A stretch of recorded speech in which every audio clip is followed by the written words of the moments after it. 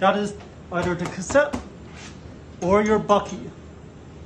So I will use the word image receptor or IR a lot. I will say point the tube at the IR, center to your IR. All I'm saying is that I want you to take this tube and put it to the center of either the cassette or your Bucky, whichever you're working with. Okay. And then D stands for distance. So the distance from this source to this image receptor. How do you measure the distance? Well, if you are on your Bucky settings, either table Bucky or wall Bucky, the machine can automatically measure the distance from here to here. You don't need to do anything. It automatically knows how far you are. So right now we are 43.5 inches away from this Bucky. On the other hand, if we are here with tabletop, okay, we'll deal with that later. If you're here on tabletop, you will need to manually measure your technique because this cassette could be anywhere. And in order to measure, you need a tape measure.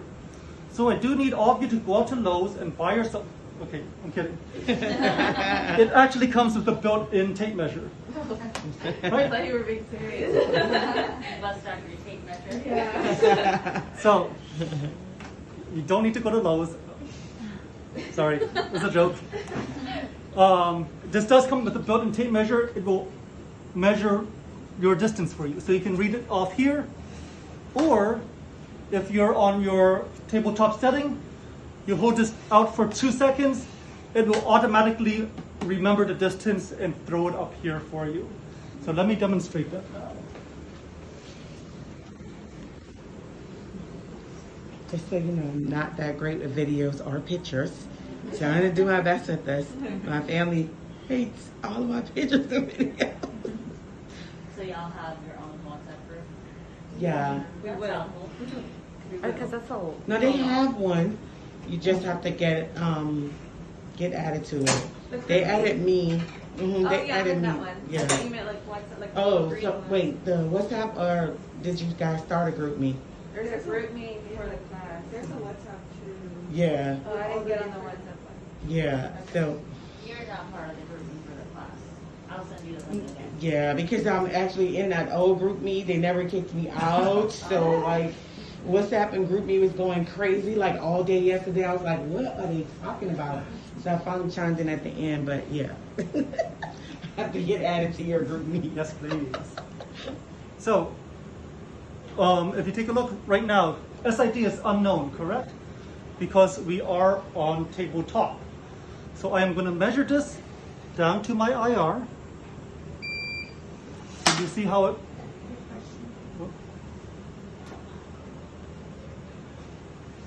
I'm going to measure down to my IR.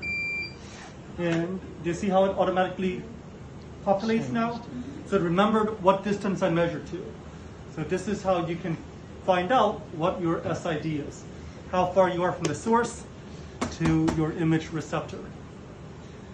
Okay, over here, these numbers are the size of your collimation.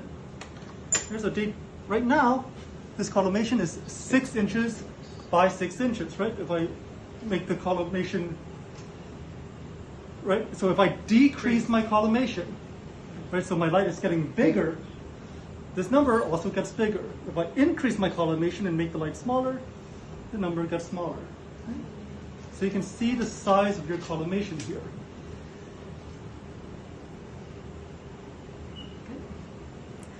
Now, You said that we Yes. don't always use the light. How do we know how big? great question. So, starting out, you will use the light for pretty much everything. But as you get more advanced, as you get more familiar, you will learn that you can start positioning or moving things around without needing the light. And you'll only turn the light on at the very end to make sure you are covering only what you need to cover. Right? So you start being able to set things up without needing the light. You'll be able to get them in position without needing the light.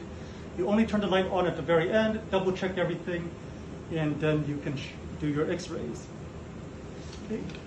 So that's something that you'll be able to do as you gain experience and as you gain confidence. For right now, I do expect you to be using the light a lot for pretty much everything. So let's talk about why collimation is important though. Right? Why do we not just open this up all the way, all the time? In X-ray, we have a principle called ALARA, A-L-A-R-A. And I believe this was mentioned at orientation last week. ALARA stands for as low as reasonably achievable. What should be as low as reasonably achievable? The amount of X-rays, sorry, 1 second.